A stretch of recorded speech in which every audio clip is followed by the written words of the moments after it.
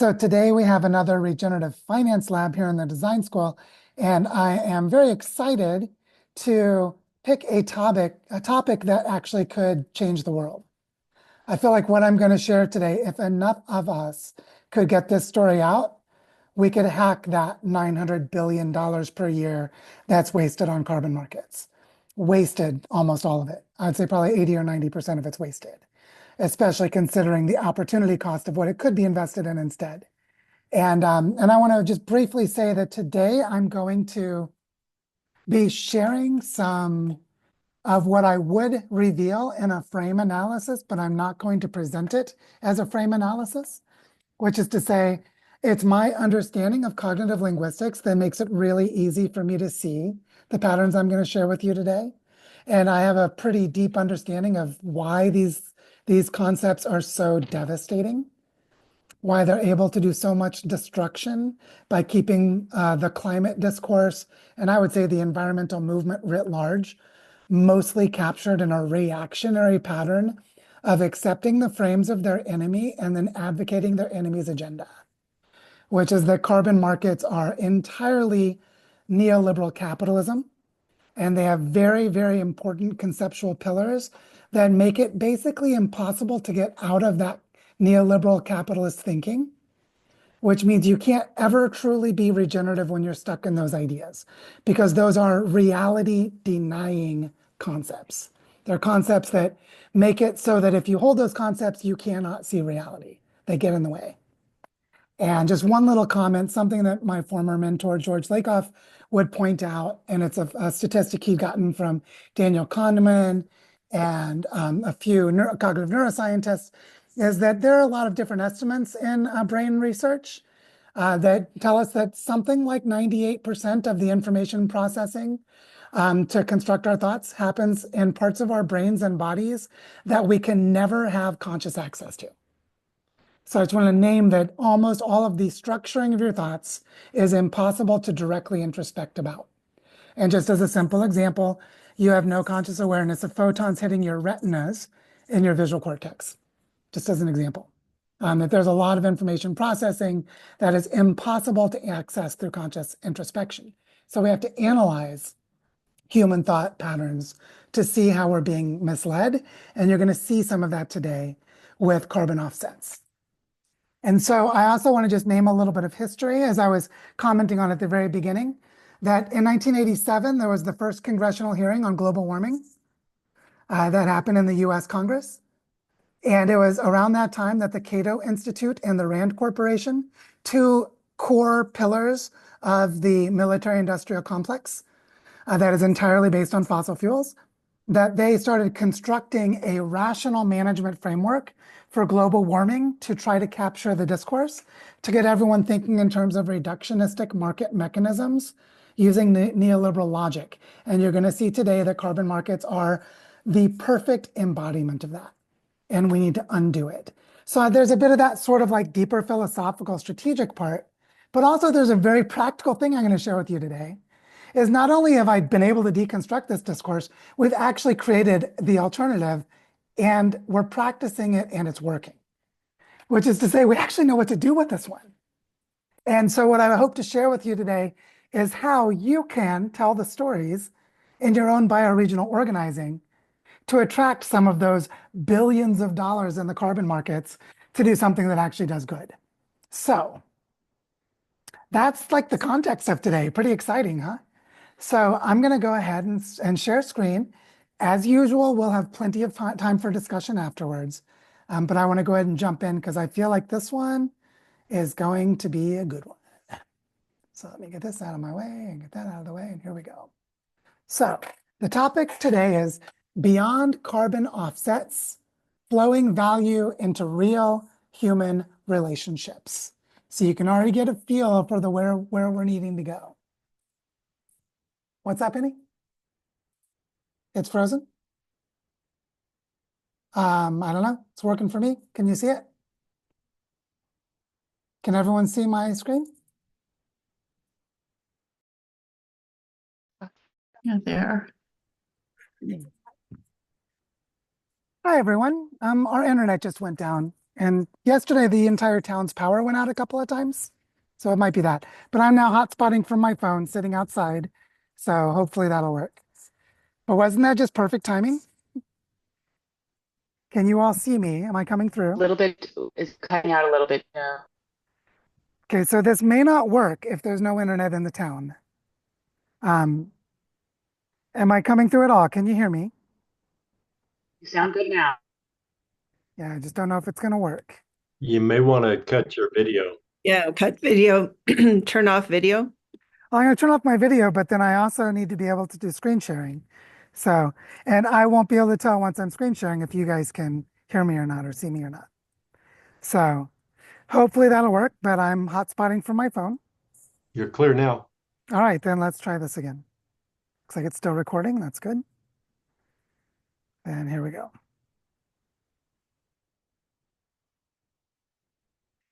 All right, We can see your screen. you can see my screen? Yes. Okay, so the topic for today is beyond carbon offsets, flowing value into real human relationships. And I think you can already see a little bit of where we're going with this reframing that we're going to do. So I want to start just by being sure everyone knows what carbon offsets are, because it's a pretty simple idea. It works like this. A carbon offset is that someone emits carbon dioxide into the atmosphere.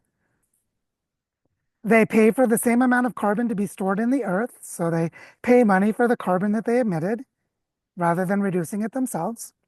And then someone else receives this money and makes sure the carbon storage takes place. So they might plant trees or they might do something else, but they're being sure the carbon is being sequestered or captured by the Earth system and not being held in the atmosphere.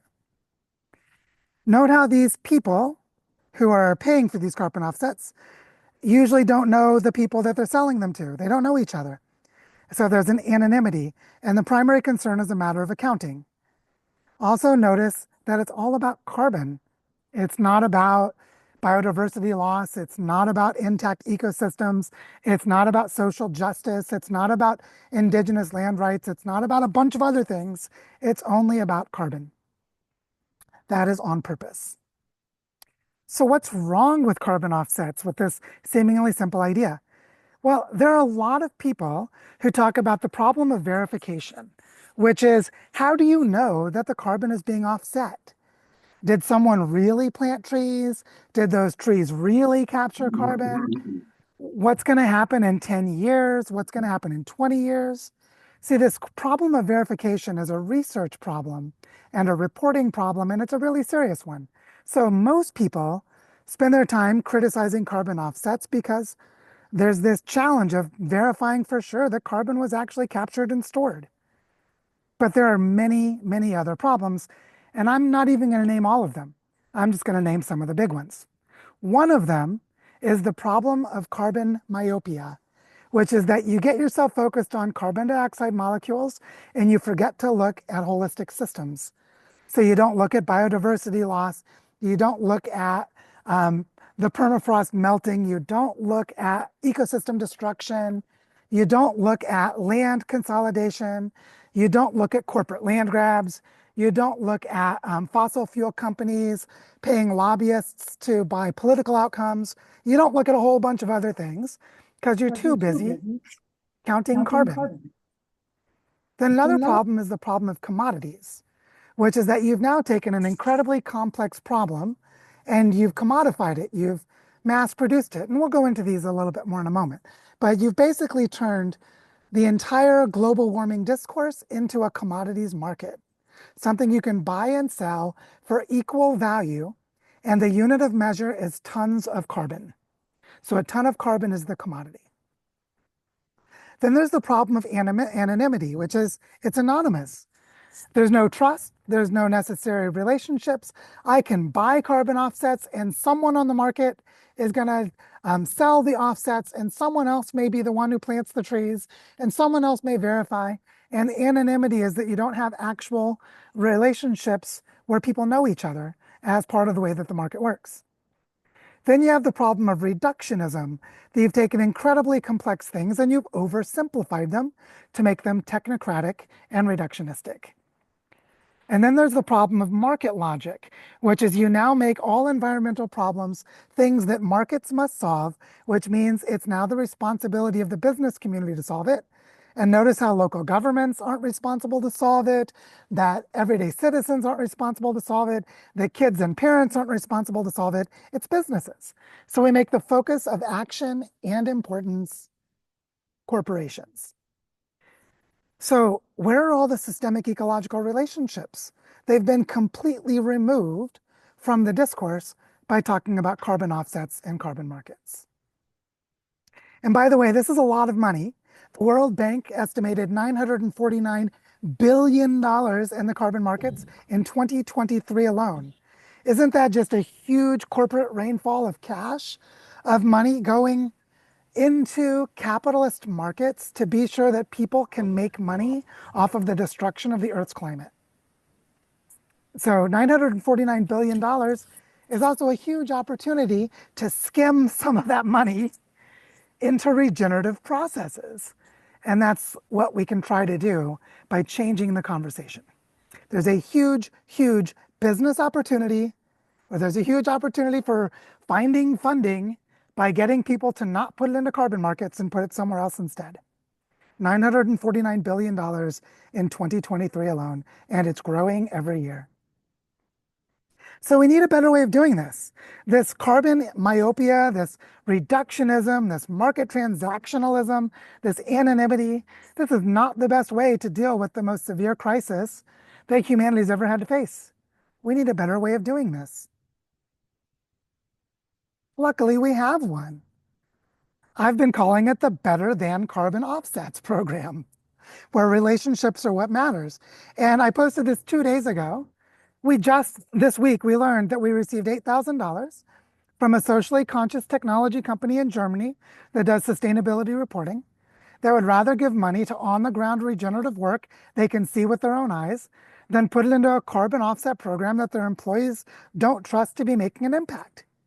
So what I want to share is, what are we doing differently in this program?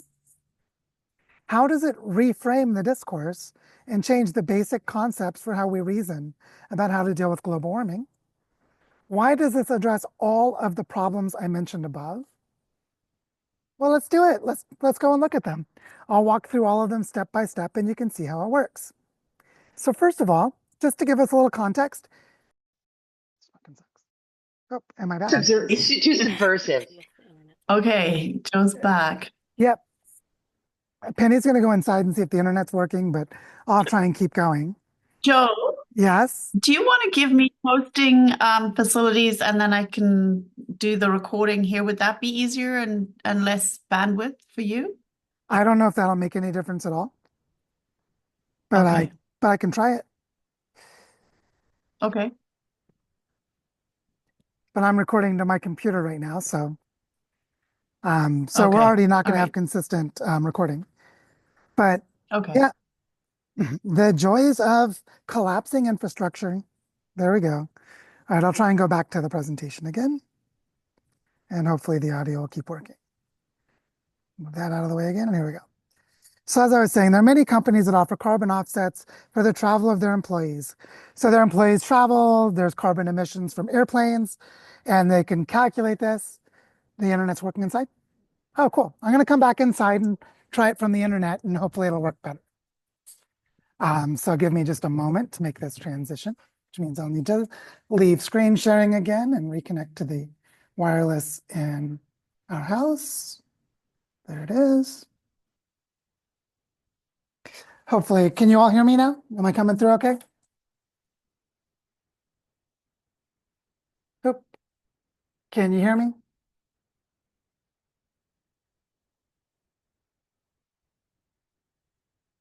Hello, can you guys hear me? Am I back? I can't hear anyone because everyone's muted. Yes. Yeah. Okay, cool. Hopefully the internet will keep working. We'll see. And I'll just keep rolling, because what do you do when their technology fails? You just keep rolling the best of your ability. So here we go. So as I tried to say on 3 different occasions, many companies offer carbon offsets for the travel of their employees as a way to invest in the environment. You can calculate how much carbon emissions comes on an airline flight, and you can add those up for all of the flights your employees make.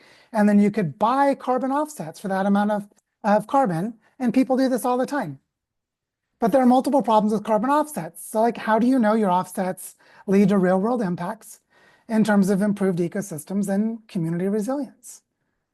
So we have a solution for this, which is that conscientious companies can donate directly to our regenerative efforts here in Barichara.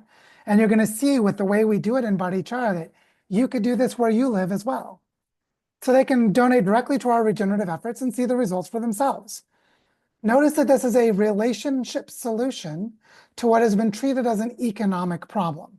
Rather than it being a, quote, market failure, so you create a market solution and then a market mechanism to deal with the economic problem, what if instead it's a problem of relationships? That the people who are emitting carbon dioxide into the atmosphere are not in relationship with the healers of the earth. And if they came into relationship, then as long as they continue to emit carbon through their activities, then they could at least work with those who are doing land healing and ecosystem restoration and these kinds of things and directly participate in that. And that would be a relationship solution.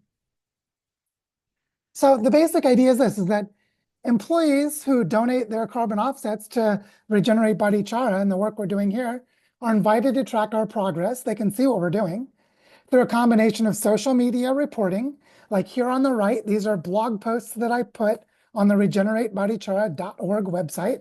So you can just go and read my blog. There's regularly scheduled Barichara update sessions that we used to do and that we may start again if we start to have more interest, where we basically have update sessions that people can attend. People can visit us in Barichara. We just invited the German software company. We invited them to send staff to our Barichara design immersion in February. We'll see if any of them come. So basically they can donate money to what we're doing in Barichara instead of paying for carbon offsets, and they can watch what we do.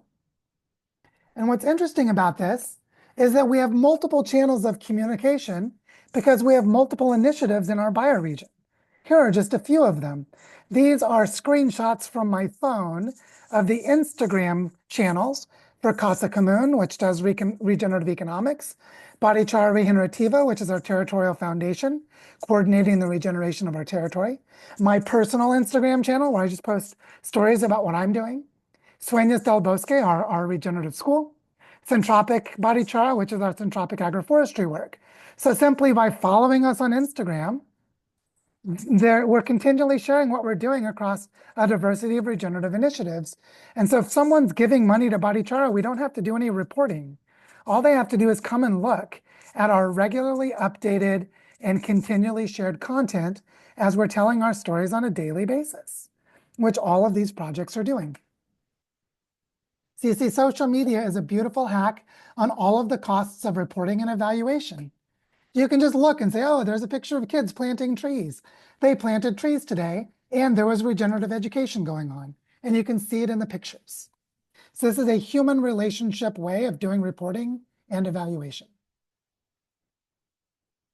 So I just want to stop for a second and pull back and notice something, which is that ecology is all about context and it's all about relationships, which means regenerative finance is a kind of ecology. And so that means we need finance that is about context and relationships, which carbon markets destroy context and they destroy relationships. The relationships don't matter. They actually design them so they don't need to matter. But what if we need them to matter so people will think ecologically? Then we need a different way of doing things entirely. And so here we have the problem of commodities. And the problem of commodities, what it does is it removes the context and it makes everything identical so it fits into a logic of mass production. 1 ton of carbon is equivalent to every other ton of carbon, and our entire market cares nothing at all about local context. All it cares is about how many tons of carbon are bought and sold, which is to remove all of ecological thinking from the understanding of what's happening, which is a pretty foolish way to deal with global warming. But a better way to do it is to enrich the context and cultivate the uniqueness of each place. Here's an example where my ex-wife, Jessica, is on the land Orihindalagua, which is a nature reserve, and she is adapting watershed restoration practices with reforestation techniques, with syntropic agroforestry techniques, using native plants. And in that building down behind her, there's a public school where they collaborate with the local kids. This is a unique local context with unique culture and ecology. And the way regeneration is done here is not the same as it'd be done anywhere else. So you translate the money for carbon offsets into paying for work at some place like Orihindalagua, and you're supporting the enrichment of a local context in the way that you're relating to the work that you're supporting. That's a much better way to do it than to remove context and commodify things. Similarly, if you look at the problem of market logic, which is to treat the situation as if it were a market transaction with a business solution, it's like how to earn money as a kid. Woohoo, if we're adolescent behaving people in our business world and we're destroying the Earth's biosphere, at least we could make money off of it. But wait, there's a better logic. What if we learn how to act in service to something bigger than ourselves, and then instead of acting on the motivation to make money?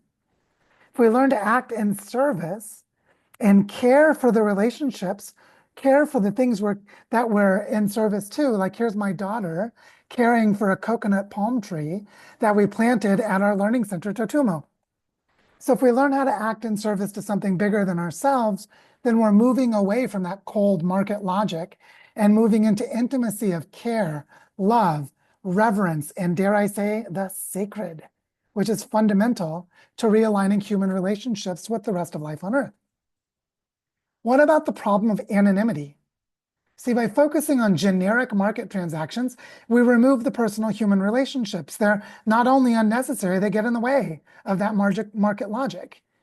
But what if instead we get to know the people involved? Like here's my friend Ceci. Say hi, Ceci. What if there's a way for you to know who the people are doing the regenerative work that you support? And you could actually have a call with them. You could have them present to you. You could come and meet them in person by going to the place that you're supporting. This is a much more human way of relating to the regeneration of the Earth. And this problem of reductionism, which is basically we make simplifying assumptions so the math works. Any of you who have ever studied physics, and probably many of you have studied engineering will know this joke, that we assume that a horse or a cow is shaped like a sphere to make the math easier. Like I can calculate the thermodynamics of a cow by assuming it's shaped like a sphere because it makes the math is easier to do. And this is basically what we've done with neoclassical economics. We assume everything's at equilibrium. We assume that all prices have achieved equilibrium. We make all these simplifying assumptions about the math that are completely unrealistic. And with that simplifying mathematics, we force the world to behave like our stupid mathematics. But what if instead we embrace complexity and learn how the world actually works? What if we take the time to see that there's this web of interdependent relationships and there is no reducing them to simple mathematics? That we actually have to become intimate with these webs of relationships to be stewards and guardians and active participants in the healing of the Earth. Now, this is definitely a better way to do it than to reduce things and become anonymous and to commodify things. And then what about this problem of carbon myopia, where we pretend, we fake, we lie to ourselves that the problem is how much CO2 is in the atmosphere?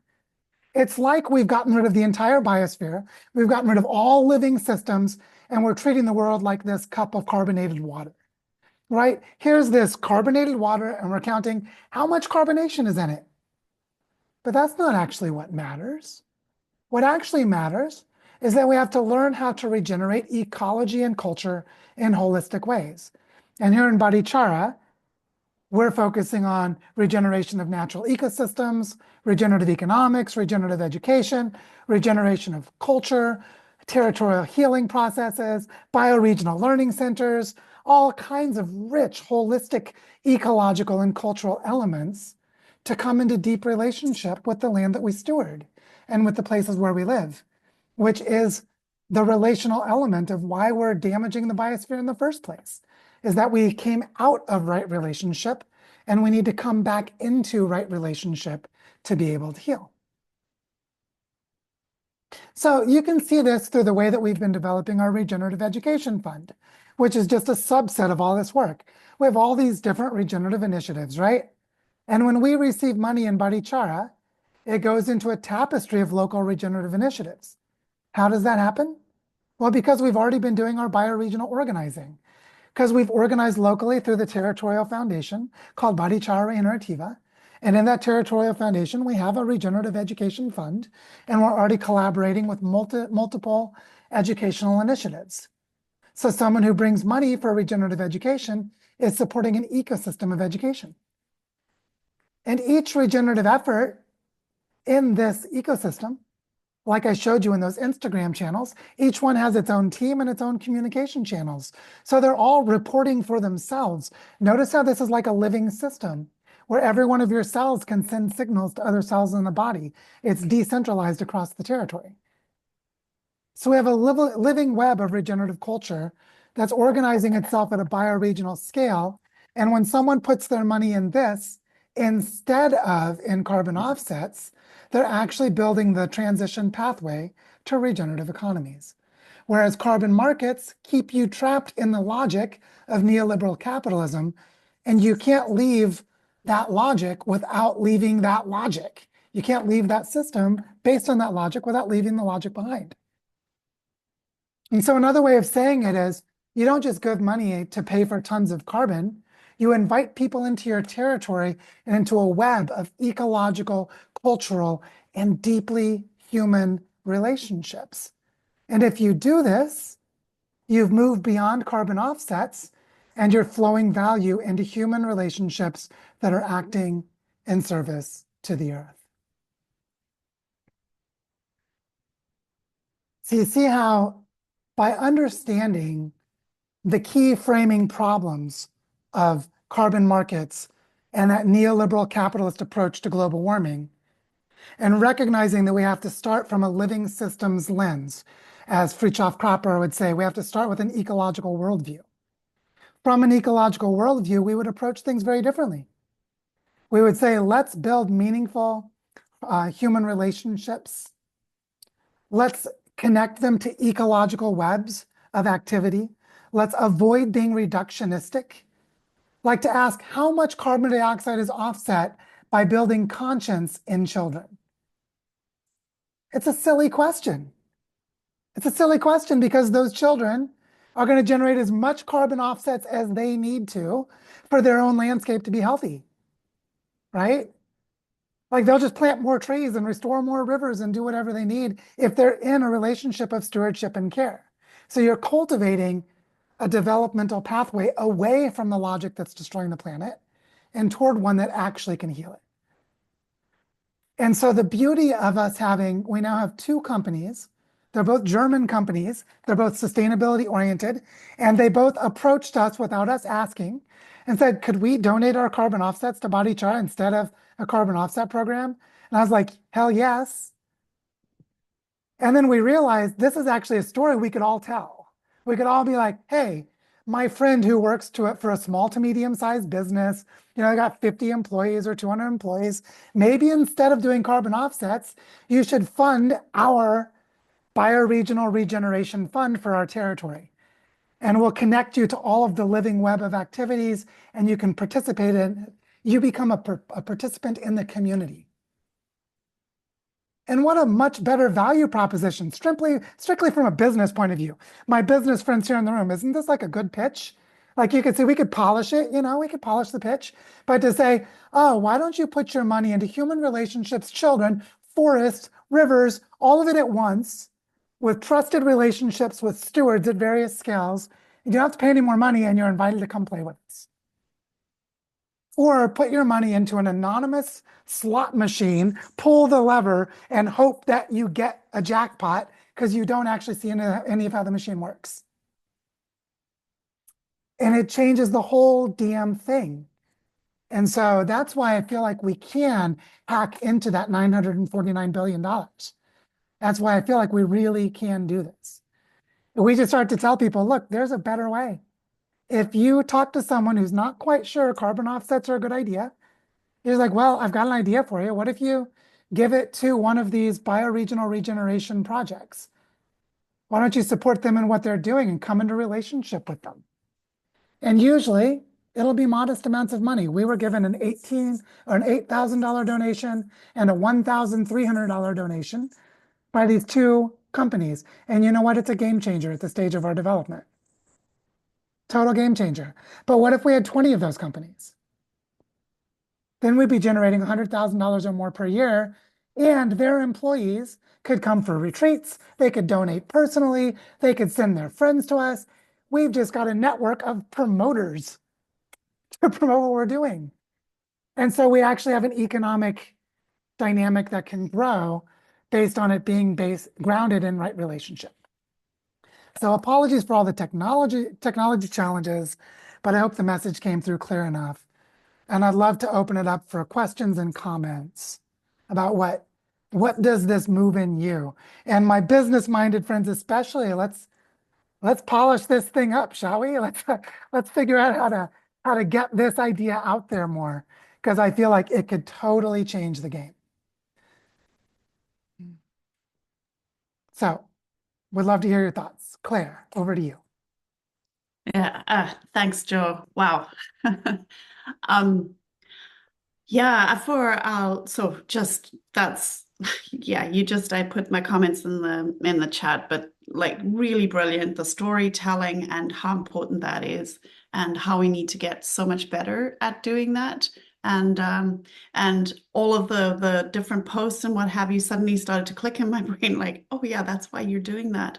I mean, there's a whole lot of sharing it as well, but there's also the documentation and just showing a story, and I think that's fantastic.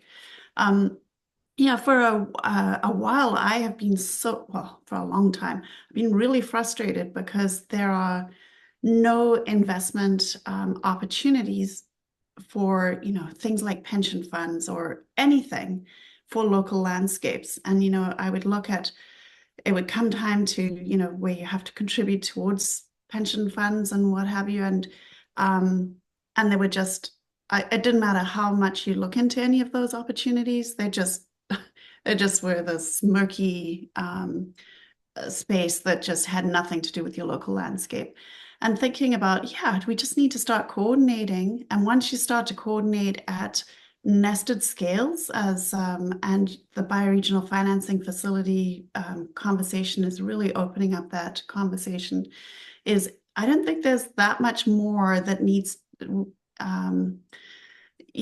that infrastructure of what you're doing, which is the telling the story well, so that it can be verified by the community, is documented, so that there is a connection to that. But so just for example, thinking about an investment that maybe 25% of a portfolio could go to local landscape, 25% over the whole bioregion, and 50% distributed around other projects around the world. That mimics what is in a traditional portfolio, but it's actually connected to relationships. So anyway, just the idea of having those conversations and just the coordination needed to make it happen is really exciting. Yeah, I just want to add one comment and then go over to Jan, which is notice that the scaling of this honors human relationships. It's not like we need to build $1 billion carbon offsets fund. Maybe that would happen, but if it did, it's because there's enough financial flow into human relationships of people doing regenerative work that you're actually able to disperse it down to that level.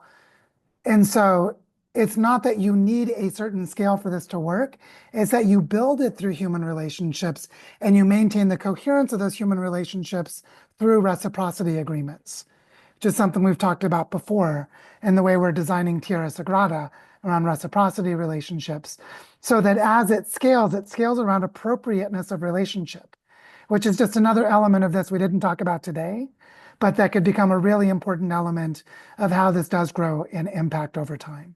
So I just want to add that in and then pass it over to Jan. So excited to hear from you.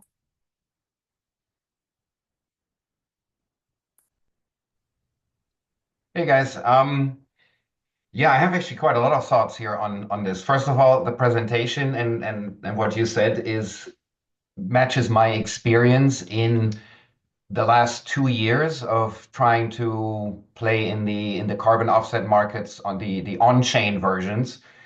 And I'm quite disillusioned by it. And well, but that's how I got into refi and in the end met you also. Not all is bad around this. But um, just to echo what you already said, but I don't blame the people that are creating all these platforms and systems um, that went in with good intentions. And they said, because there is money flowing in the markets, we have to make systems that can integrate with these markets so we can siphon off money for the good cause. But the people that you're selling these integrations to are all still profit driven. And their question is, how much money does this save me, or how much can I make with this, and not how much money can I channel to the stores on the ground, right? So that's one thing. I found the what you mentioned about the two German companies super interesting, because I am German, and so I talk to people at home a bit, and I know the willingness in small to medium-sized companies to set money aside or to spend money on sustainability is actually pretty high. A friend of mine, he's a founder of a company. They have around 40 employees. And he said every year they buy thousands of dollars of carbon offsets. But here again is the market at work, because they pay, he said, around 40 euros a ton. And we know that around maybe $3 to $5 ends up in the actual projects, because the markets are horrible. It's full of middlemen that curate portfolios of projects on the ground.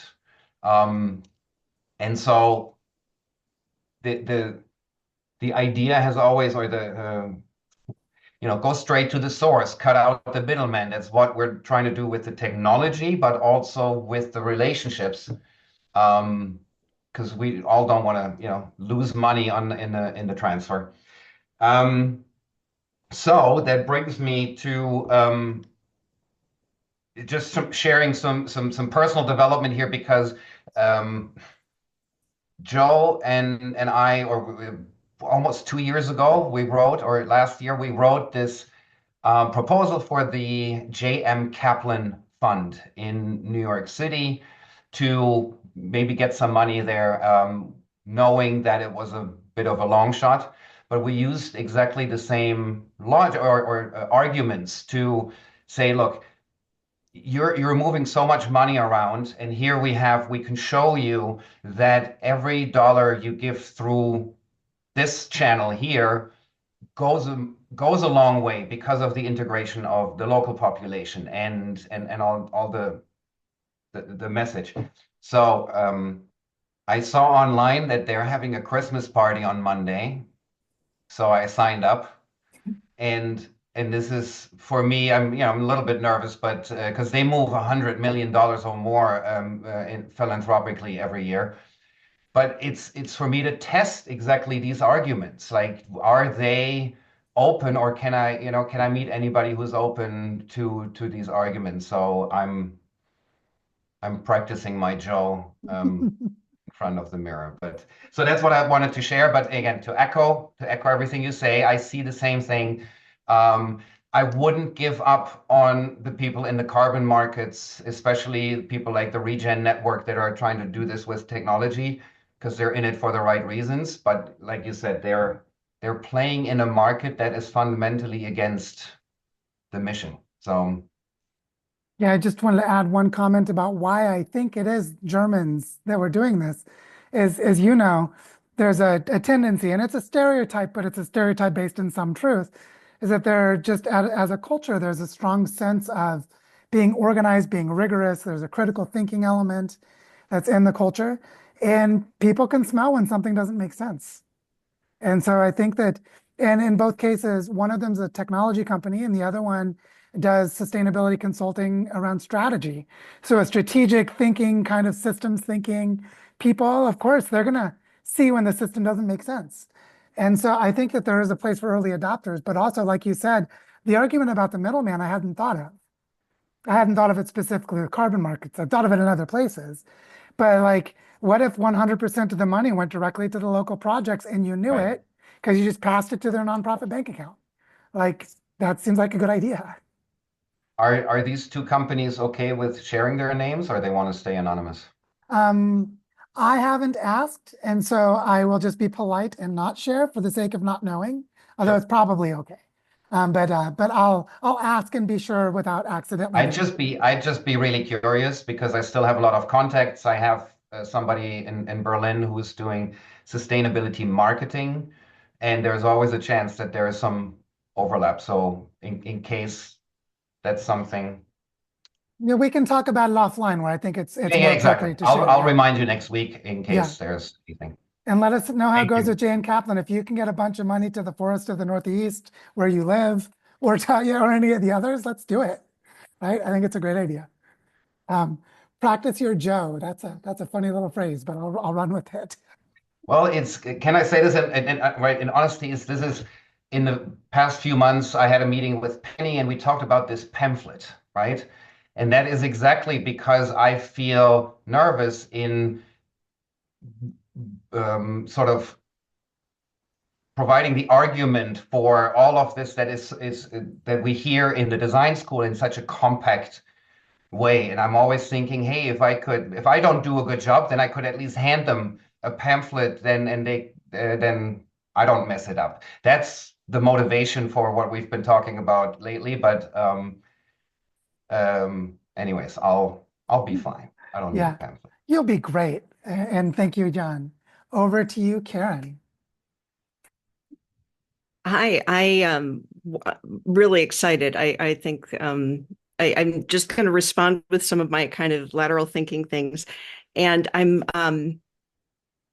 thinking about that idea of falling in love and falling in love with places around the world.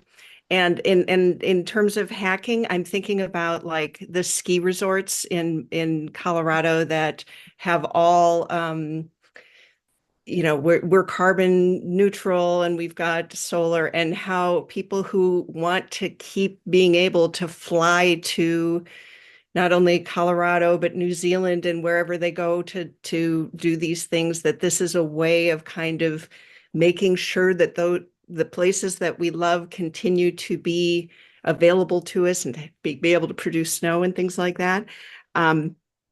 Timeshare, because I'm also thinking of like these people who are coming to Barichara or to Milwaukee someday or wherever, that they're kind of investing in a future livability and lovability of those spaces. I'm going to be presenting at the Chicago. I'm likely going to be presenting at the Chicago Food Justice Summit in March, and I'm talking about permaculture and just my zany things that I do. But they already in Chicago, they already have a community fund where they're using like the Good Food Purchasing Plan, these values-based frameworks for procurement and kind of creating a structure to drive money towards regenerative kinds of projects on the ground. And so I'm thinking of other ways that I can connect this information. Thanks. Beautiful ideas. Let's get more of those ideas, please, and practice them. Practice and see if you can raise some money for your work. I think it'd be awesome. So yes, please, more of that, Karen. And now Steve. Yeah, thanks, Joe. I'd echo what was just said.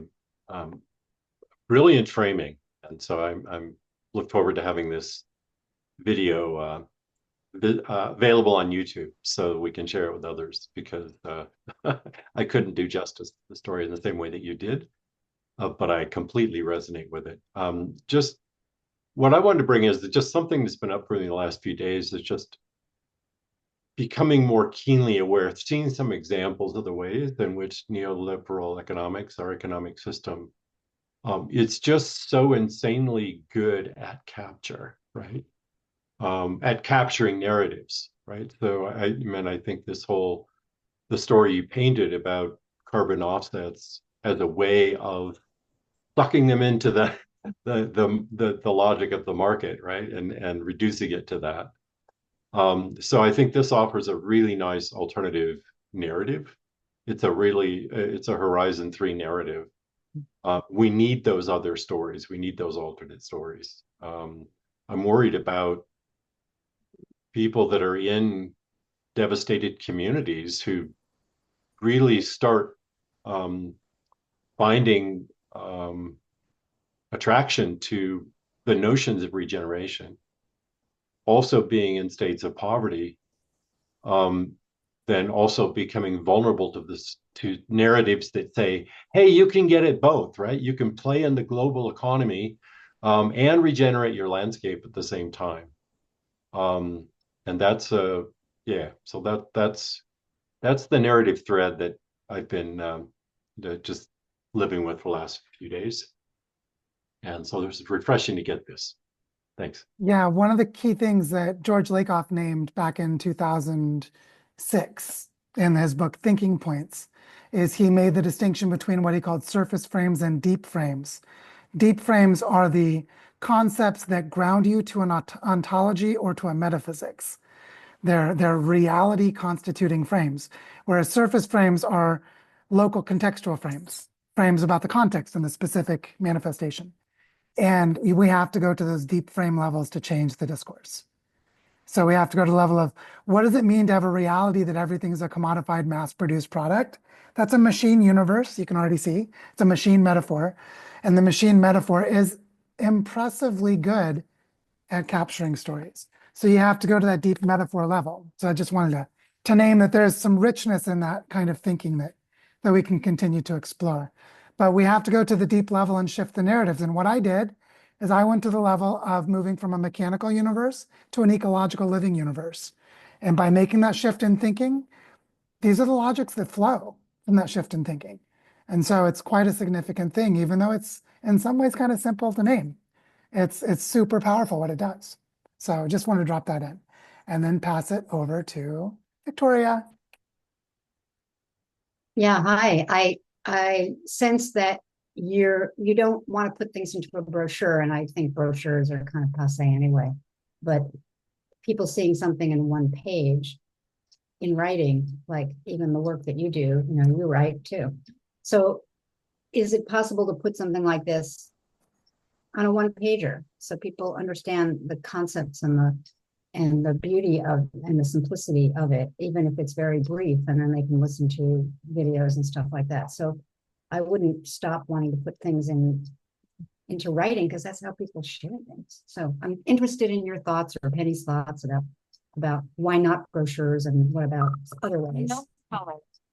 I'm interested in having Claire's artwork on the postcard that Karen mentioned should be a postcard.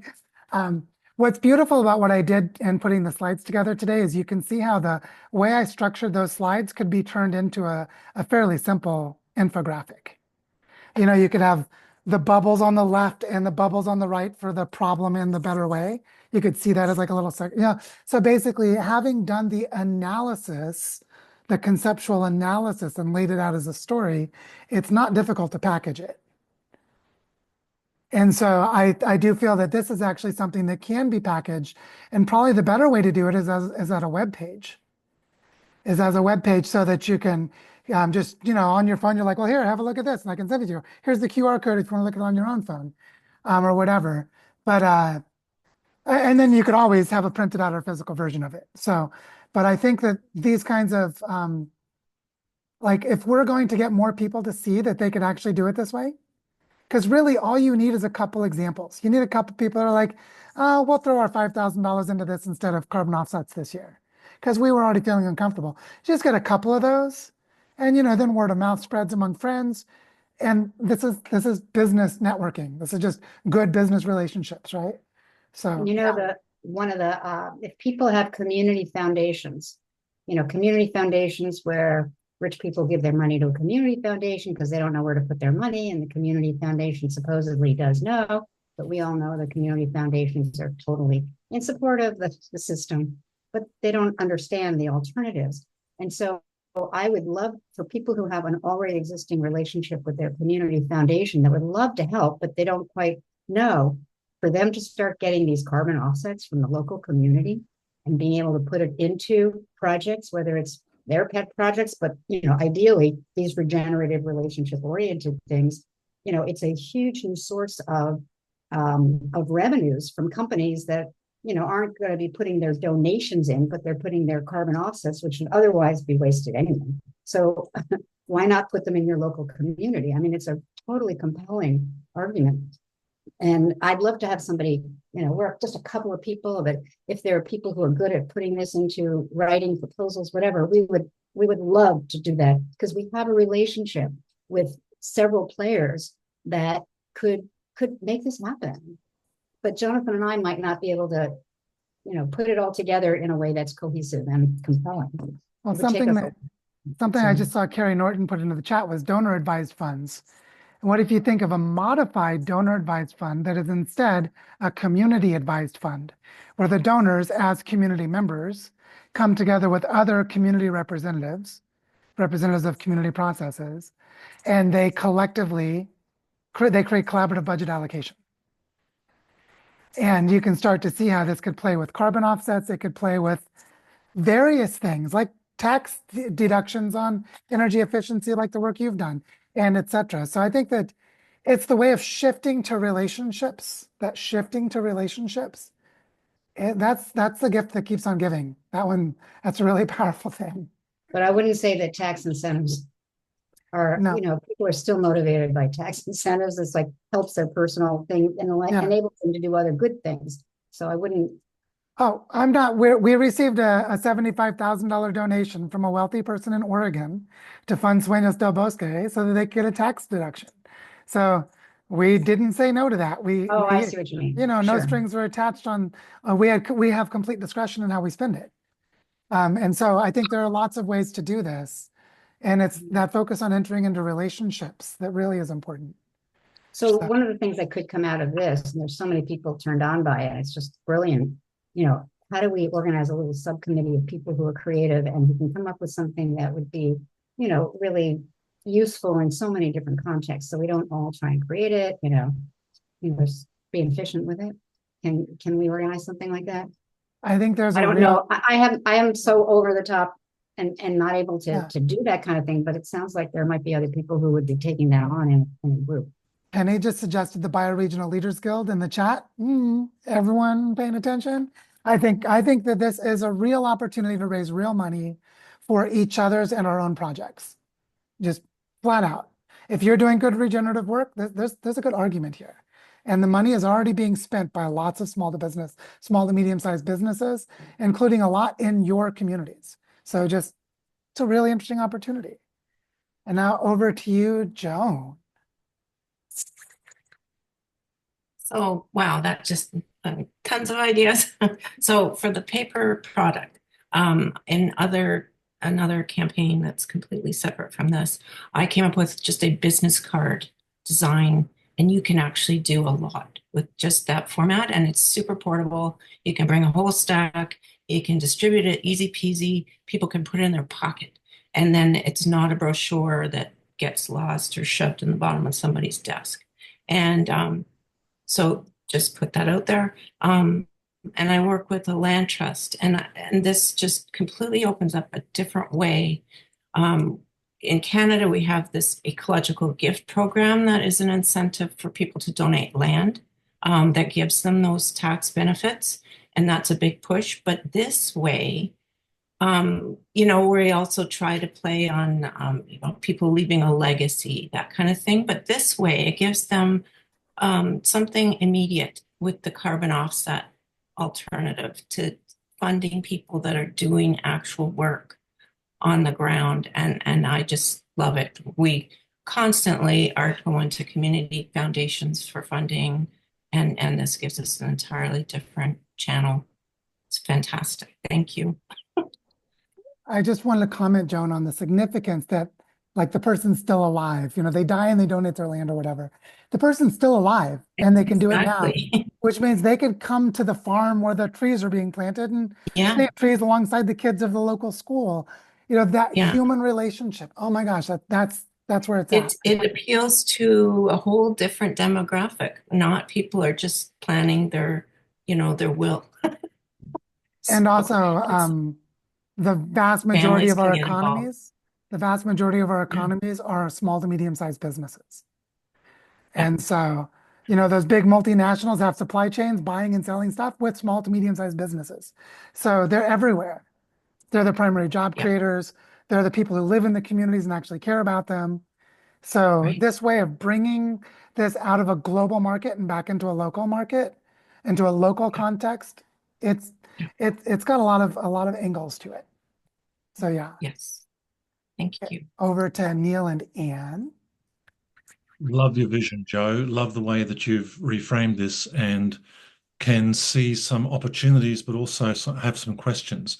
So the thing you're talking about here is trust, right? And whether it's a property trust or whether it's a community trust or it's a community commons, whether it's an NGO, whether it's an organization, who do you trust? And so the question for the markets, I guess, would be, why would we invest in these guys versus the process which is measured and rewarded to be measured at the moment? So I recognize that, but I'd be interested to know the motivation of the German companies that have donated to you and why. Is that just to feel good, or is it because they can also measure it in equivalent terms to what they would normally be doing if they were doing carbon offsets? So there's a reporting element here, and we're living between two worlds. On the next element there, that's the disaster relief funding type process, where as soon as there's a disaster in an area, the care for me type things go out there, send in some money for this community, here's your trustworthy drop point, etc. So again, it's a trustworthy point of communication for receiving funds for this sort of work. So again, the question is, who do we trust and which one of those do we trust and why? I think that links then back to the comment made by, forgive me, I've forgotten your name, but Jonathan Cloud on the screen. That was Victoria, yeah. Victoria, thanks, Victoria. Sorry, with the some sort of a card, a trustworthy card. It's also the point that was made earlier about, I wish I had a brochure. How can I speak truth or demonstrate truth and connection to the ethics of this organization, which then comes back to governance? What are the rules we agree to? What are the rules we agree to be bound by? How do we demonstrate that as in a trustworthy first connection with anybody that might have money?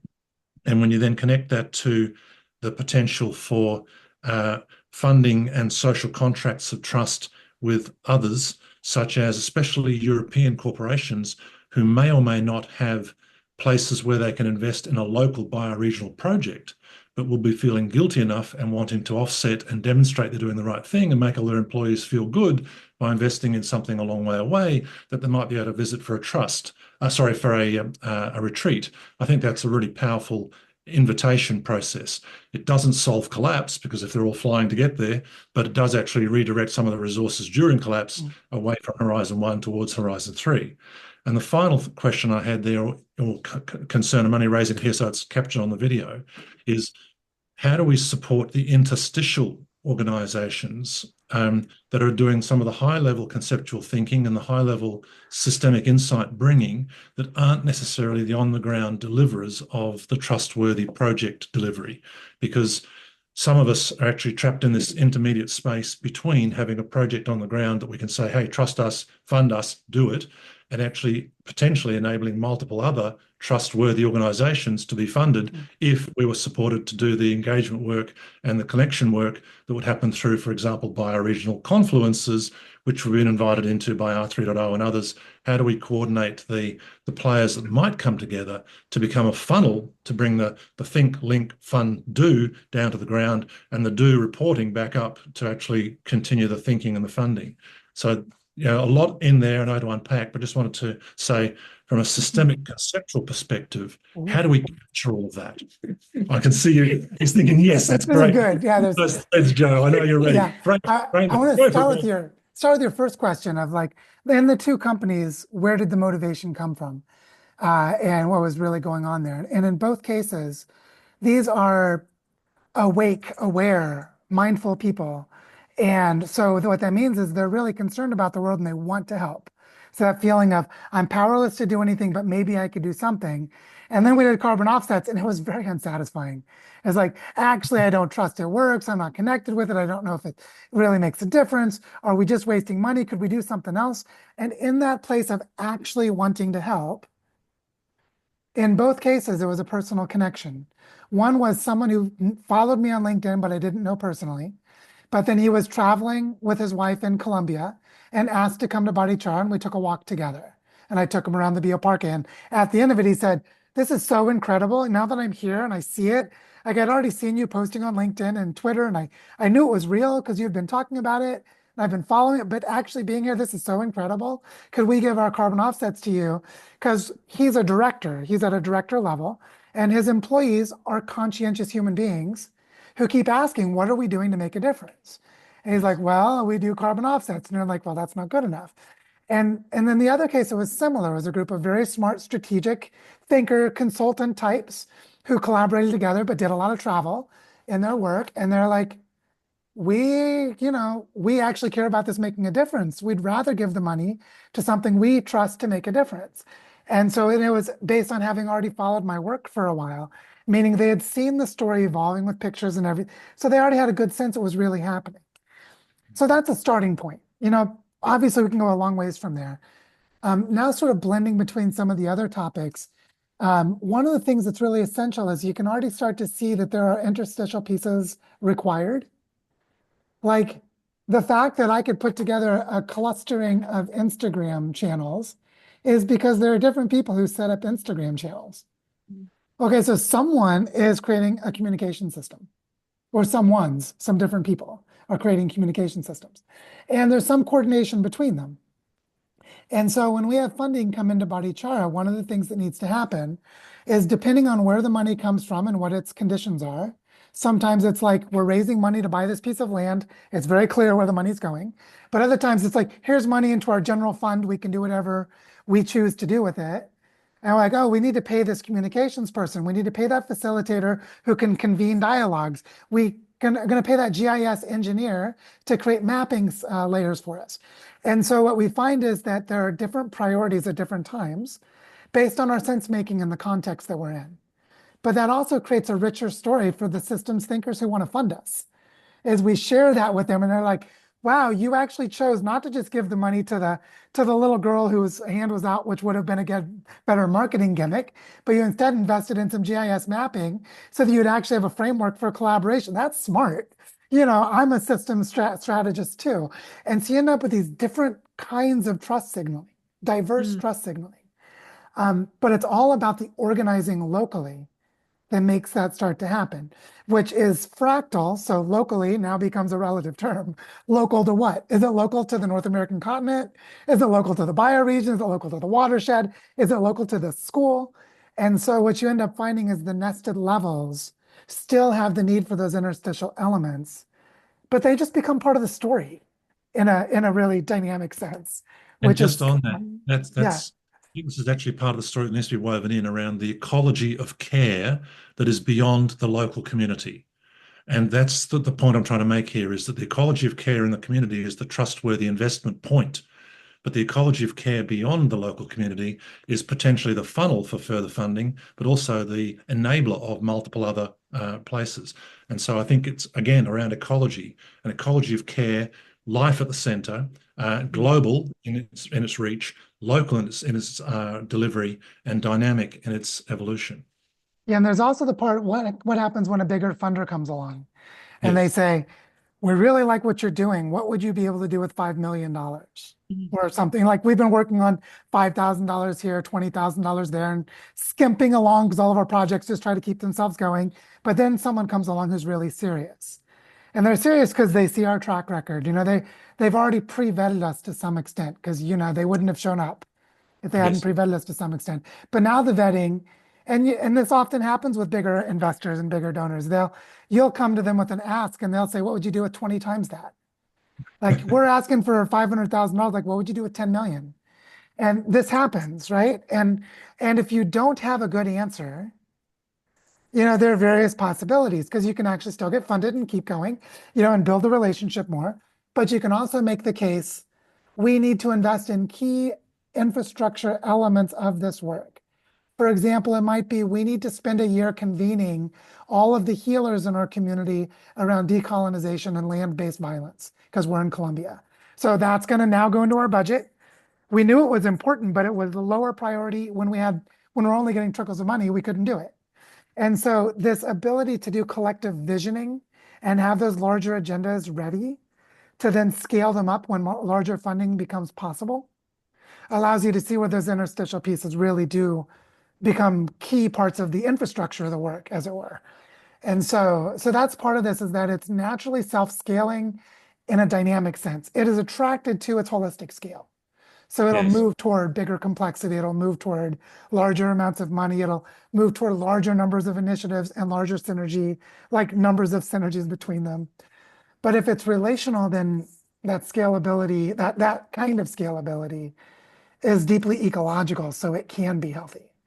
But yeah, I think there's also a lot that we need to figure out in practice, which is let's find some larger pools of funding where, someone's like working on a $100 billion climate fund and they're doing carbon markets because that's the best thing they found.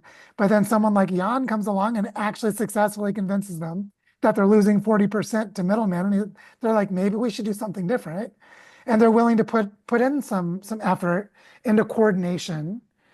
Like, isn't it interesting? Two German companies funding us in Colombia. Now, there's a long history of relationship between Germany and Colombia. So that there's a Alexander von Humboldt created the Humboldt Institute in Colombia and invented conservation biology in Colombia. So Germans in Colombia have a history, but a complicated history. Some of it's really beautiful like that. But what's interesting is in both cases, they didn't have a place to invest in Germany for the amount of money they had. What are you going to do with $8,000 in Germany? You'd spend through it pretty quick, but it could make a difference in this starting up of a regenerative school in Colombia. And what a beautiful story. So these opportunities outside our place sometimes become the way we cultivate our capacities in our place. Just part of how it all works, as you know. Brilliant, Joe. But yeah, you start to see the dynamic of it. Did you want to say something? No, it's good. okay. It's okay. Thanks so much for hearing us and for feeling into that. And we can really feel the energy in this. So it's really powerful what you're doing, mate. Good on you. Yeah, let's make this happen. I think if we all carry this story forward, we can actually move some money with this one, is what I feel. Okay, Marie-Angel, over to you. Let's see. Yeah, you can hear me. Yeah, Yes, I've we can hear you. stopped to participate a little bit, so I'm almost home. I like the idea and the reality of what you explained, and it started to connect with two things in my mind that are happening here in the UK, or that I've taken part in. One is the Institute of Ecologists and Environmental Managers and the Department of Agriculture have created this whole system called biodiversity net gain. And it is coming out of the Institute of Ecologists working very closely since its inception in 1992 with developers and landscape consultants, and the way it's connected with the intense planification of the landscape in the UK. However, there is a real, to my mind, a snag in this, which I see also in your scheme, which is that it is not requiring the donor to reflect upon the activities that they are engaged in.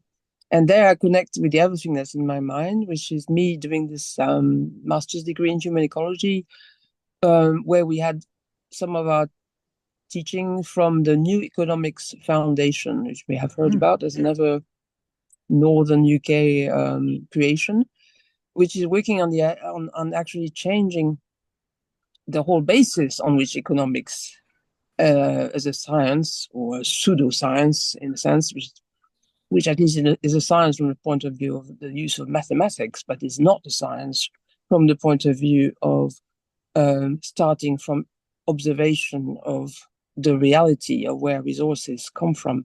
And the teacher there, John Riles, was always telling us the problem with economics starts right at the beginning of every every theory or every explanation you will hear from traditional old economics, which is a Latin phrase that means all other things being equal. And that echoes what you just talked about in your presentation, Joe, that the problem with old economics or traditional economics of capitalism is that sentence, all other things are not equal, simply. And ecology teaches us that immediately, because the relationships are going to be unique to both the place and the moment, and are going to be evolutive as well. So therefore, nothing will ever be equal in the equation that you're looking at. So because of these two things, the biodiversity net gain has become a way for developers to offload any of the real impacts they're having beyond threatening a particular species in an ecosystem, which are impacts that have to do with the way the community is going to be forced to live, yeah, in big estates that are created by developers that have access to supermarkets and schools and the whole way that people are going to be moving to work is already organized in advance for them. They're going to have to commute, etc., etc. So what I'm wondering about is whether this carbon offset scheme would be just like the biodiversity net gain scheme, which is it pushes the problem elsewhere without asking the system to actually reconsider itself from the word go, like completely transform. And that is what you're touching on when you're talking about the sacred and inviting all the healers of the area to look at deep trauma from colonization or other levels of trauma. It's good that the money, so I see it as a temporary fix myself. And I'm reminded of the dual power theory that Beans explained to me, that as a temporary measure, that is fantastic. It redirects these profits that are not real profits, because you cannot call something a real profit if the resource base is being destroyed. And right now we are in overshoot of the biospheric production every year earlier, right? It was in November 10 years ago, and now it's in May or whatever it is. So we cannot call them profits. We can just call them what they are really is raping what the biosphere can produce. So it's a temporary measure, and that will work for that. But in your scheme, it needs to be that the people who are giving the money as carbon offsets, in some way or other, by visiting or other, are going to be ending up questioning the very way that they make all this pseudo profit. That's my point. Oh, that's so beautiful. I really, really resonate with what you're saying. And first of all, it is a transition mechanism, so it's temporary. That's just like a very good description. You might say this is an H2 in the Horizon 1, Horizon 2, Horizon 3.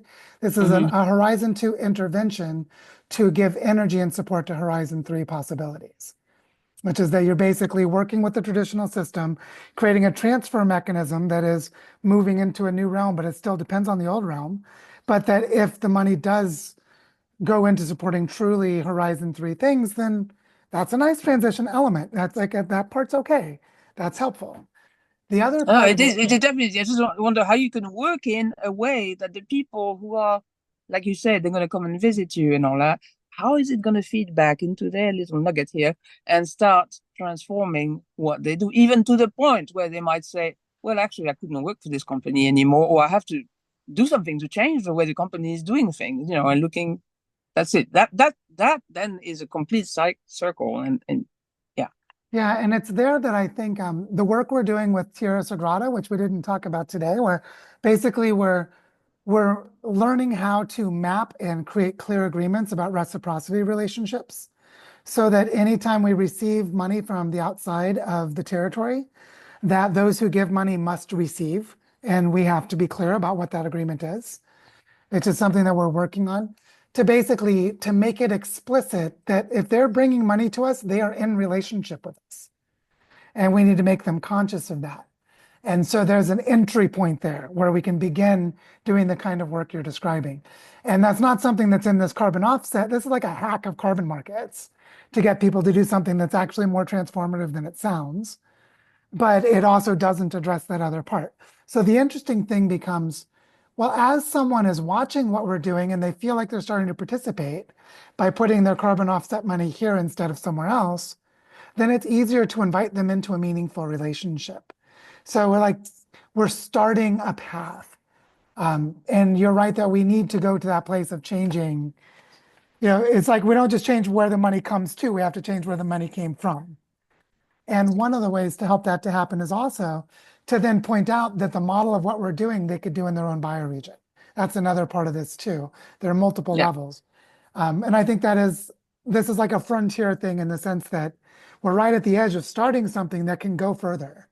And then we could go further into these much more transformative potentials.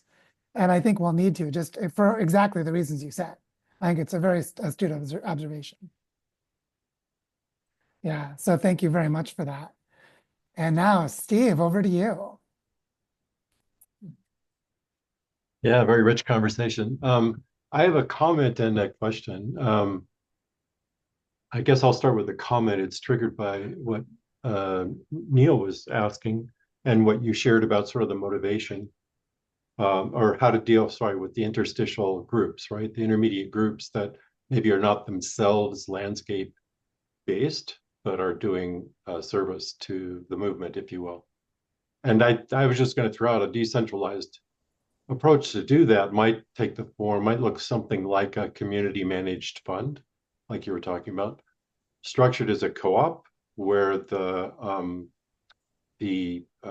members of the actual landscape based groups are the members that manage the co-op and make the decisions, right? But such a fund could accept larger donations. It also means that the interstitial groups, their dialogue where they need to prove their value is to the landscape groups, right? That's how you prove you're doing work for the movement, right? That helps that dynamic of sort of decolonializing the dynamic of the interstitial group. We'll collect the funding for you and we'll delegate it, right? Then they're making their case to the funders, right? But what you're talking about is the dialogue directly from people that want to make a difference to the landscape groups. This funnels that money back up. And so anyway, that's just a comment or an idea. Yeah, and I don't think Neil was saying that they would the interstitial groups would like control and direct the money. That is one possible scenario. No, I didn't mean But, to imply that he was saying that. Yeah. But what's interesting is the point you made about being valuable to the groups is one version of that is if you're a consultant and there are people that would want to receive your consulting, then they'll look for funding to pay your consulting fees is so like the traditional example of a more general insight, which is if someone really is valuing and getting value from the relationship, then they'll want to support it. And they'll want to support the other person or the other group. And that's one element. And then the other element of this is sometimes we offer a systemic intervention that needs an interstitial layer to get to the next level. And this is like the series you're giving about the map, the work you're doing with this different enterprise architecture. Someone needs to fund the creation of that infrastructure for it to serve everyone is like making the case that it's needed. So there are I think all of these approaches and more than have been mentioned are needed in this because ultimately this is a planetary phenomenon. So yes, we need money to go to that watershed, that community group, that school, that there's that level that is sort of the normally understood kind of project level is the way it's normally thought of. Like there's a project there and a project here. But what we're actually thinking is in terms of holonic structure of whole part relationships and nested parts of reality. So what's interesting about this is that because it's based in trust and alignment of purpose, we can shift levels of priority based on what's happening. Like I said, the example of, well, now we need to fund a GIS person because that mapping data is going to help us coordinate the creation of governance for the watershed or whatever the example may be. And that it's the sensitivity to those layerings that is part of the know-how of this work. Yeah. I agree that we need lots of different kinds of flows. Yeah. And as someone who's spent a lot of time trying to figure out how to get infrastructure funded, it is a challenge. And so there's not one idea that's going to address that. But I love what Neil added about needing vertical coherence. I would just add that these community managed funds could be holarchically structured, right? So you could have one at the bioregional level, but it's funded by the landscape project level funds, right? And you can scale that up and down. But the main point I'm trying to make is that the management comes from the bottom up in a co-op kind of model. Yeah, I think ultimately one of the lessons from biology is that the whole system health depends on the smallest parts.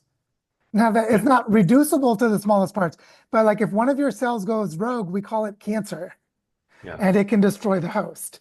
And so you need systemic health down to those small levels.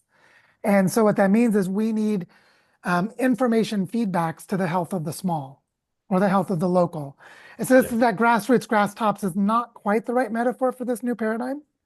You know, there's some elements that get us in the right direction because really, if the grassroots and the grass tops, they're still the grass, you know, they're still the same plant. And so they're not actually separate. There's a way in which this ecological view opens us up to hold those subtleties, which does do something really powerful. But notice the beginning is you stop trying to reduce your ability to measure and control where the money goes. It's like we trust that group in Bhattacharya to use the money because all of the stuff they're doing is good. And we trust them to know the priorities. That is trusting in systemic health. That's trusting in systemic emergence. And that's a paradigm shift for a funder right there. Yeah. And that's why it's good to start small and build that trust through relationship. But yeah, anyway, we're Okay, getting real close. quick, the question on this dynamic of the motivation, right, that companies may have to spend, you know, invest their money or direct their money to a landscape, you know, regenerative project versus buying carbon offsets. You described the motivation of this is an awakened company that's already gone through that mindset shift, right? And they're doing it in service to their employees who want to make a difference in the world, and they can serves the narrative they are having with their employees, right? But it doesn't necessarily, for companies that are, or this is my question is, does it? But it feels to me like it does not necessarily serve the narrative of companies who maybe aren't coming from that enlightened place, right? And they are using the ability to claim carbon neutrality that they get from the accounting system of the carbon market to in their narrative to customers and to shareholders, right?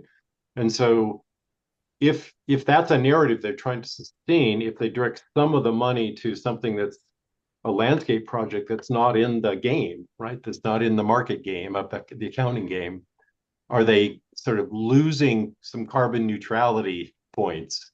And is that a disincentive for those companies? I mean, this is where that materiality requirement that if Bill Bowie was here, he'd be all over what it means to have a real world threshold based on a real materiality consideration. And which we know is like 99.9997% of sustainability reporting is not even based on that in the corporate world. But this is why it actually all comes from consciousness shift. And that's like a pragmatic observation. Consciousness shift is happening and has been happening for a lot of people all over the world. And that consciousness shift is distributed across everywhere in varying levels. So it might be that there is someone at ExxonMobil or somewhere that we would never think of them being there, but that person has shifted and they're able to do some kind of good from within the larger mechanized system they're a part of. And what's interesting is that it's then as well, does it enter into healthy relationships or not?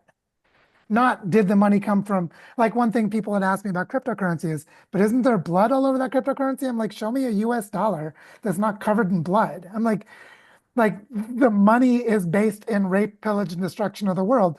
That's not the point. The point is that we have to recognize at a thermodynamic level, it's energy and intention. And what are we creating with that energy and intention? Now, we still have to deal with those other elements. It's not a bypass, but it's also just a pragmatic reality that if your criteria is the money can't have any blood on it, good luck finding any kind of money that doesn't have blood on it.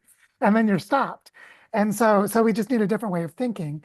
But the consciousness shift in people is a really big deal. Yeah. And so as you know, that's I'm that is speaking my to the leverage choir. point. That's the essence of the Planet Project. I'm Yeah. speaking to the choir here. Yeah, yeah. And a whole bunch of hands are coming up. So we're clearly going long today, and that's cool. Let's do it. No, we're good. Let's do it. So over to Claire. And if anyone needs to leave, oops, I meant to replace, not add, sorry.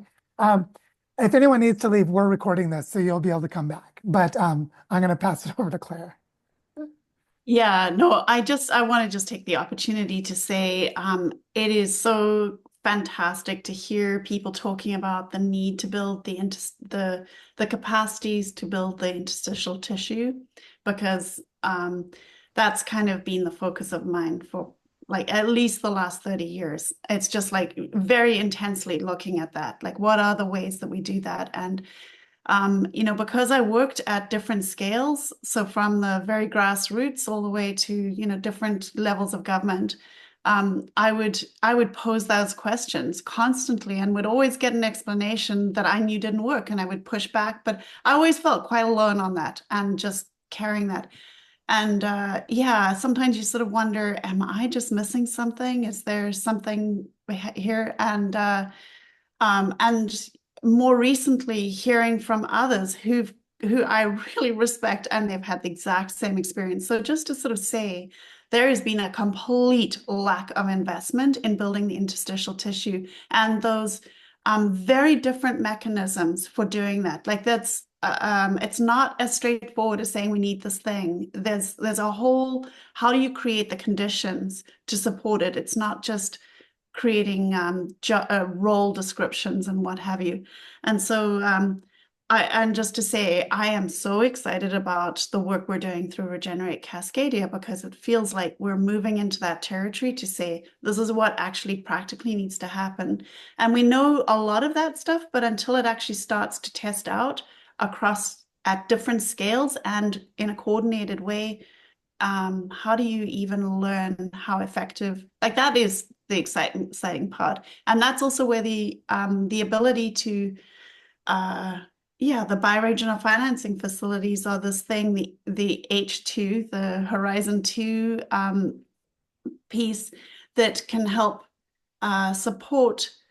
It allows people to start actually doing the right thing, whether or not they're engaged in the conversation. But at every point, you need to be building that towards the H3. So Totally agree. And I dropped a link in the chat to the Pando Fund. Pando is the name of a continuous aspen forest in Utah. And it is attempting to do what you're describing about funding the interstitial. So that's a really nice example of some Horizon 3 philanthropy that people are attempting to build now. And then I want to just be sort of efficient in transitions because we're using our time, but this is good. So over to Anne or Neil, whichever it may be, or both. Okay. Anne. Yeah, I want to riff off of what you said, Joe, about the awareness or the consciousness of the people who are donating the money or governing the funding funds and the trust funds. Where do you invest your money in? And of course, the first thing that you think about is do it to where the need is the highest, and there can be a development. I can see that. But there is also another way of looking at it, not only interstitial or the place-based things, but also what type of work is wanted. If we are already building, that is in the light, that is seen, that is the material work that can be seen and that can be pointed at, tangible. You can make pictures of it, you can show it on Instagram, and it is appealing. There is also another kind of work that needs to be done in the shadows, and it is often not as much seen and often also not literally not valued and not literally not valued and not seen. And I think a lot of the work that you have been doing many years before is the work that is what we would call curating work. Where are we at? What is the time of the clock on the clock of the work of the world. And also, that is what we would call collapse awareness. So the work that we are doing is bringing people to the awareness of where are we at and what is really happening right now. And that could change just everything. That could change the whole framework of where are the priorities, what should we do?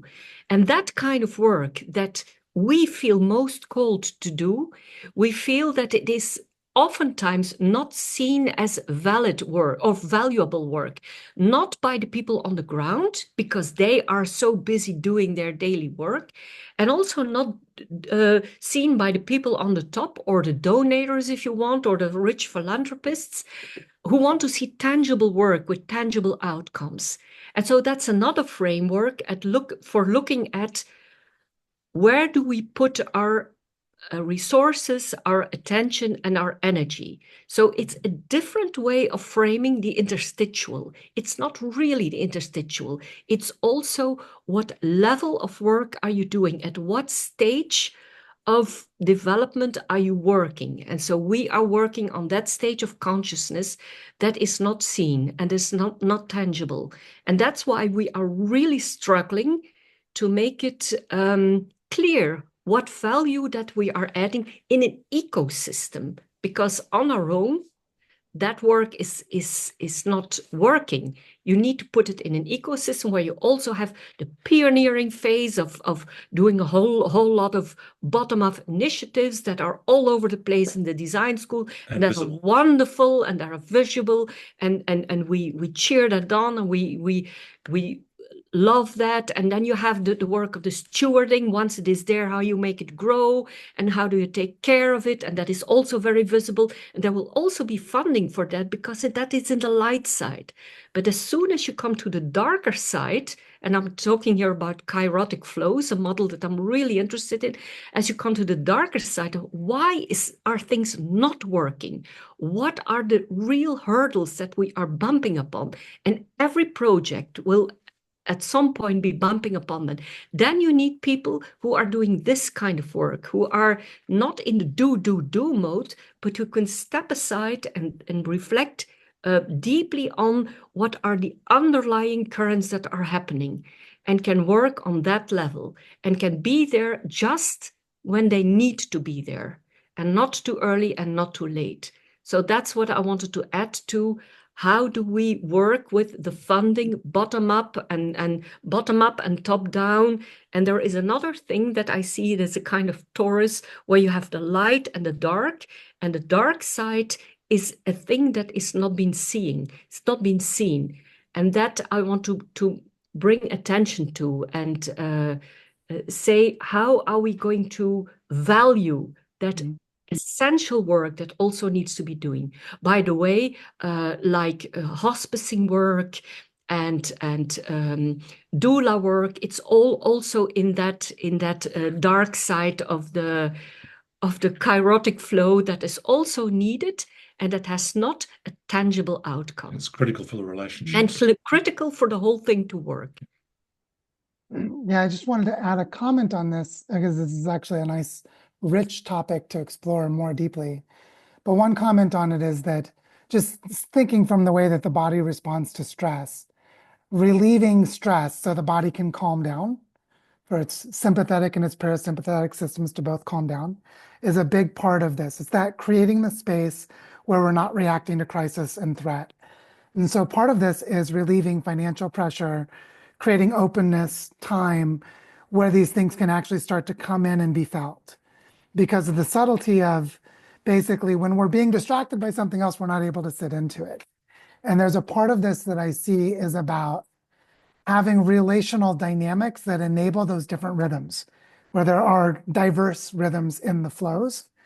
And this is something that we experience here in Bhatichara that we have a hard time explaining to people, which is just that if you're not here, you don't know how these flows work, and I can attempt to explain it. But if it's different from the way you're living there, it'd be hard for you to understand. It's just, a simple mismatch of experience. But it's like a lot of the most important work is the ability to stay in the struggle during the time when it's the struggle. And that is so connected to collapse acceptance. of like, oh, I'm going to go and prioritize putting all the money I have into this land acquisition that no one around me understands. Why? Because I see where we need to go and I see it needs to happen now. And, things like that, that are just a very different way of cultivating awareness. Um, and, uh, and it's a really important part of this more like multidimensionality that comes where you basically can shift between perspectives because you have the capacity and the time to do that integration work, which is in those different rhythms. So much more to say than that, but that's one part. And thank you for bringing it up in this discussion because it is very, very important. Maria Elena, over to you.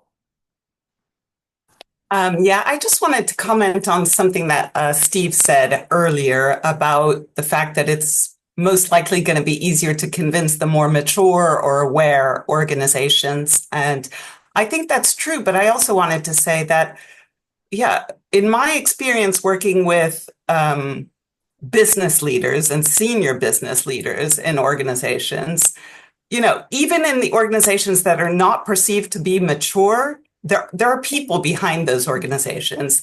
And there are people that are at very senior levels that are mature and that are struggling with the fact that they're living their values.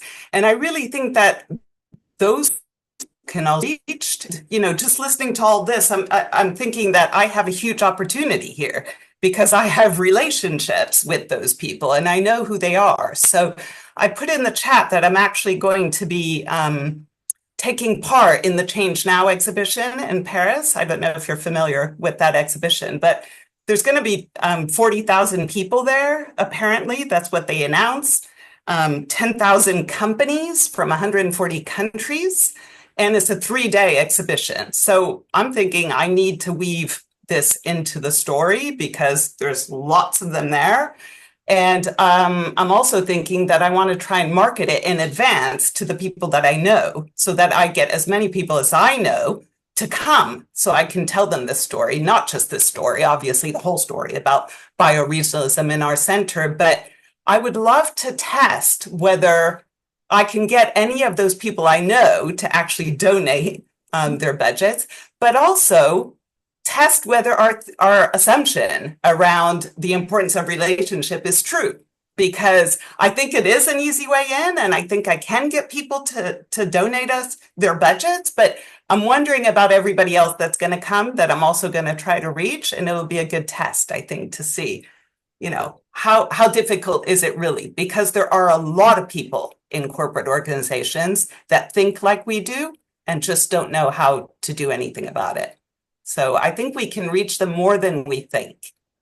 I agree, especially from the time when I was working with Sustainable Brands, which is one of the largest sustainability-oriented corporate conferences. They have 6,000 or 7,000 people who come every year to San Diego, and when I would meet top people at Coca-Cola and Disney and Dow Chemicals and I would just like meet these amazing systemic thinkers with PhDs and all kinds of stuff. I would just meet amazing people. And I've experienced exactly what you're saying, that the people who have consciousness and who are really trying to do something, they move to those places thinking they can make a difference. They move to those places because they're highly capable people. And so I think there's something to it. And I love that you're going to test the assumptions in practice, because as you know, it's like, that's what really matters is, well, we need to test our assumptions because we always have blind spots. And also it might turn out that this argument does make sense, but for reasons we didn't understand. Like it might just make sense to move toward place-based relating. It might make sense to remove middlemen. It might make sense for other reasons. So we might need a variety of sort of like mini arguments in our case that are just like, well, for some people, I really emphasize this part and other people emphasize that part. Why? Because I'm good at sales. And good at sales means you're honest, means you care about who you're selling to, you're really trying to help them, and you're paying attention to what they need. So, really good sales, as you know, is based in love. And so, yeah, I just completely agree with you. And that's where I feel like this is a big opportunity, because a lot of money is going here simply because people don't know what else to do. And I think a lot of them scratch their heads wishing there was a better thing they could do. So I look forward to hearing back from you about how it goes. Thank you, Maria Elena. and Marie Angel. And then I think after that, we should probably close for the day. But oops, I meant to do the, sorry about that. I'll remove some spotlights. There you go. Marie Angel, over to you. Oh, you're muted.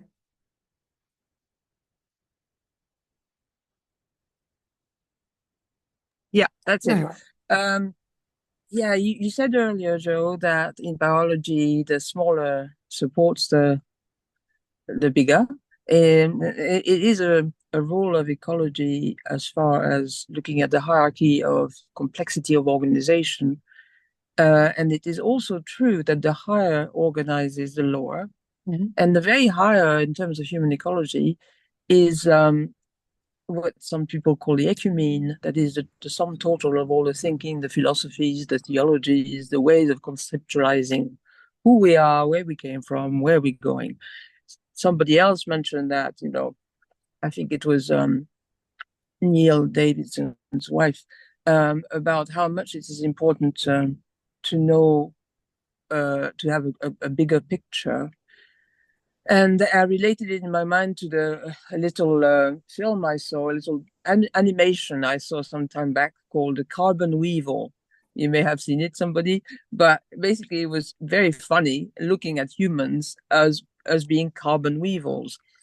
So the thing about the carbon economics is basically we had carbon locked into the ground and places that it was not being released from past biospheric activity, forests activity. And how have we released it to that extent? Through population growth. We are carbon ourselves. And we all know that, but basically it's always the hidden thing that Anna was talking about. It's hidden in our consciousness, that everything that we are facing is contingent on this famous curve of population growth since the 1800s, but it actually starts rising with the beginning of the patriarchal times. Now, that points to me that a lot of our thinking about carbon should not just be like, how do we offset the amount of carbon we put into the atmosphere, but rather how do we get it back into the ground? And that changes the whole equation. And it certainly changes the equation of the relationship between men and women immediately.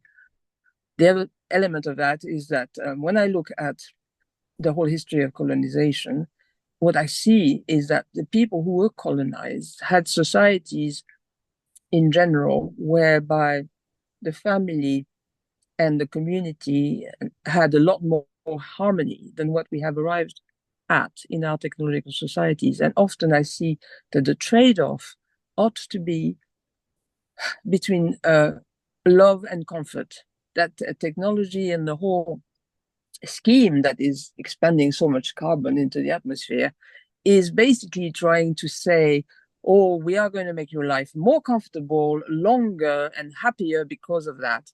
And in fact, this development model has been, actually analyzed by the World Health Organization as everywhere it goes, it increases mental health disaster. Basically, it increases mental unhealth and the breakdown of families and the breakdown of community. So that's why, again, I think we have to think a lot about our population and the way we manage it. And that comes right down to the relationship between men and women. It's very immediately, you're right there in the energetic, intimate context. So I don't know how that could relate to this carbon offset thing immediately, but it just strikes me that you have to think about why and where is the carbon coming from and why are we putting it out, us, the carbon weevils. That's it. I just want to add a comment that by shifting the focus to relationships, one thing that starts to immediately happen is we start to see ourselves as part of living webs. And it opens up this space for us to return to being human, to return to actually being a human animal, a part of the living system of the earth. And that this other element, this part of the discourse that is about it being these mechanical objects, like there's this carbon machine that's putting too much carbon in the atmosphere, instead of we are weaving living processes into deeper soils, better evapotranspiration processes, thicker and more diverse canopy structures of forest, more biodiversity in the webs of life. And this is also reflected in human culture and human community. Is that the work that we need to do is the work we need to do together. Like, how are we raising our children? Are the children playing in the garden, or are they stuck inside of a room? Which is something I noticed about our Waldorf school. Is we have the only school in Barichara where the kids are never inside a classroom. Their classroom has 2 open walls. They're outdoors all the time. Whereas every other school, even the supposedly really environmental one, the kids are inside of walls in a room for a big part of the day. And so there's a bunch of ways that ecosystem restoration and just participating in the living systems of our local place bring us into a different way of relating. And it also reveals, as you're alluding to very strongly, and as Anne mentioned, that one of the invisible things is how much of this work is done by women and how much of the work is done together with men and women together. Like here in Barichara, there are a lot of textiles and natural fibers. It's mostly done by women. It's not entirely, but statistically, it's more by women. Even if there are more men working on the agroforestry system, they're partnering with their wives and aunts and daughters, and they're creating these beautiful textiles. And you end up with these interwoven relationships of the material flow from cultivating a plant, harvesting it, and turning it into something useful is interwoven with men and women and being in much healthier harmony in relationships with each other and with the landscape. And that's where agroecology and permaculture and these other things, they take us in that direction. But I also want to just recognize we've gone over our scheduled time by 20 minutes. We've had an amazing conversation here. And I just hope that all of you will go and do what Maria Elena said and what John said, which is please go and practice. And Karen said it too, actually, just practice. Let's see what happens if we invite people to tell this story, to fund our own initiatives or to fund each other's initiatives. You could send them to Barichara. You could send them to each other's projects. You could practice with your own. You could just talk about it and change the ideas a little bit in the field of conversations. But I sense that the breakdown of trust in the whole climate discourse, basically, there's this giant felt sense of angst that we're not dealing with global warming in the right way at every level, right? It's just pervasive. The COP meetings are a joke, and this thing's a problem, and that thing's a problem. Just look across levels. So if you just tell people, if you don't believe in that, there's actually another way. And it's investing in people, relationships, community, and the healing of their own landscapes. And notice how that is a bioregional story right there. So it's just so related to everything else we're doing. So if today's session seemed like it was about carbon offsets, you can tell we're actually dismantling, some of the core thinking of the modern era with this stuff, because it's that powerful and it's that important that we do it. And there's a hell of a lot of money going into carbon markets right now that I think a lot of it's potentially available to be transition funding. So we should try and help it do that. So with that said, thank you very much, everyone. And let's do this. And this is going to be fun.